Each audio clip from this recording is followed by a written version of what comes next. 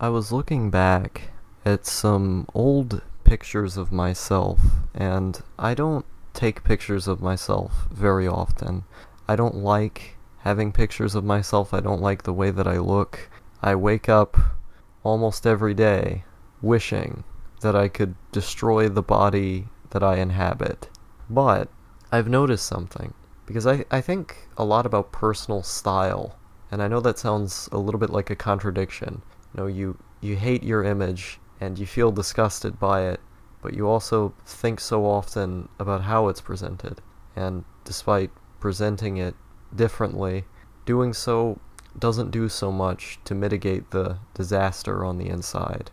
And as much of a contradiction as that may seem to be, I do think it does help at least a little bit, is that internally, the way that I see myself, I would like for that to be expressed externally. But I know that the way that I see myself internally, the way that I really want to look, is unachievable.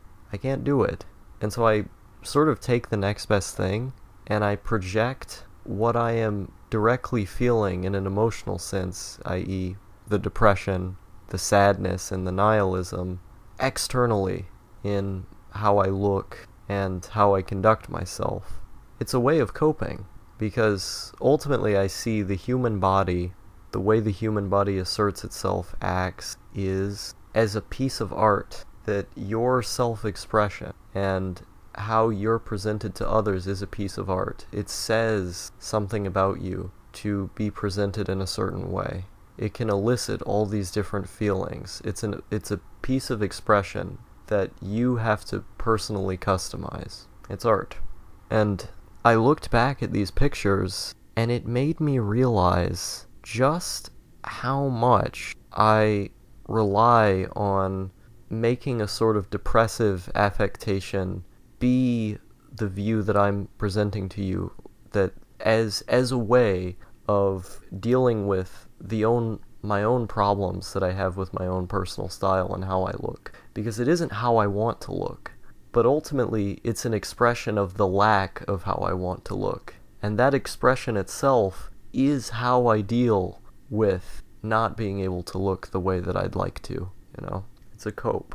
But that sounds weird when you say that. And I think to people who aren't depressed, who haven't tried to kill themselves as many times as I have, who don't live with this terminal disease inside of your brain that makes it to where the world around you feels dead, they don't understand why someone would want to identify with being edgy or nihilistic. It isn't like you consciously choose these things because you think they're cool in and of themselves. It's more like you've experienced these things for so long that you know they're not going to go away. And so you sort of embrace them. You look at your situation and say, how can I make the best out of this? And learn to love who it is that you already are, so much so that you turn it into a little bit of a caricature of yourself. You assert it in a way that is able to express what you're feeling inside. And I suppose this is what emo is all about, the goth kids, is that the goth kids, they always say, I'm so depressed, man. I feel so empty inside. And so, with my emptiness, I must show it to you with the black on my clothes. It's like that. And I love wearing black clothes. So perhaps in another world, you could call me a goth. I'm not a goth. Culturally, I'm a gothic. No. I'm not a goth. But I like wearing black clothes a lot for the same reason that they would. It's not as overt. I don't sit there and, put all this makeup on, start prancing around to My Chemical Romance and all this other shit. But I like wearing all dark clothes, dark pants, shoes, dark shirt, very plain, because it's gothic. And that's an expression of how I feel inside. And you could call that edgy.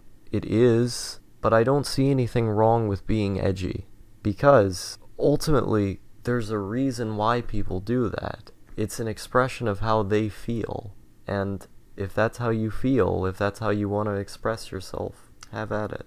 There's always a reason behind these emotions. I don't think people should be ashamed of them. If anything, if you're going to be stuck with them, you should embrace them. Take them on as your own and say that it's yours. And that's why in so many of my pictures, I find my average self, the me that's trying to smile and be fun for the crowd, it doesn't suit me. It doesn't feel right. And it might crowd please a few people, but I'd much rather be unique and honest than make other people happy. And that's why I look back at some of these pictures and it's like, I'm the only guy who looks like someone just died. But that's my style. That's just how I am. I wouldn't have it any other way.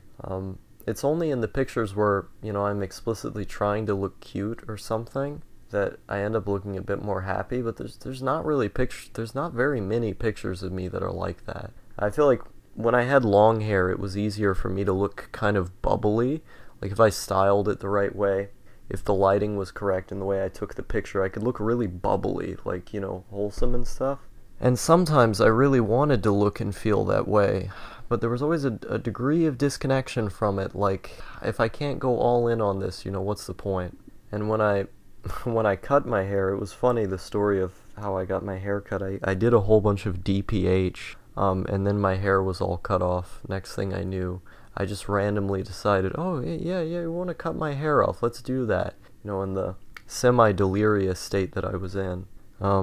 But after it was cut off, it was like, the sort of, like, sad aspects of my personality, like those affectations that I would assert, just became way more obvious. Like, it was more pronounced with the longer hair, I think. I looked a little bit more scary sometimes when I had long hair, depending on the day and where I was. With short hair, I just look somber. Like every picture I take of myself with short hair, I just look somber. That's the inside feel. And ultimately, the reason why, you see me posting images of like hikikomori and stuff, and why I've gotten this accusation of, idealizing the hiki lifestyle, which I don't do, but in some of my videos, I really talk up, what I would perceive to be positives behind being a hikikomori, because at the time that I was making those videos, I was stuck with hikikomori. It was just where I was in life, and if that was going to be where I was stuck, I was going to play up the parts of it that I thought individually were beautiful. It may not have been preferable to living a different way, but it was what I had, and I was going to make the best of it. That's how you deal with the pain of where you are. I'm not a hikikomori anymore, and I'm glad I'm not. I'm a NEET, and being a NEET is always being, better than working, but a topic for another time. But I look at the way that I express myself, like in these videos, for example, and I have certain videos that are really, really sad, and the fact that they're being expressed that way, that the lighting is what it is, that the way I'm saying things is what it is, that they make you sad to watch some of these videos, is how I deal with the sadness itself. I turn it into something. I make something. Something gets, built out of it, and then I don't feel as bad anymore. But the sadness and the pain that's being expressed there is very, very real. Just like it's real when it's being expressed on your face, on your outfit. But ultimately, the fact that it's being expressed at all is how you deal with the fact that it's there, and will either always be there or be there for a very long time.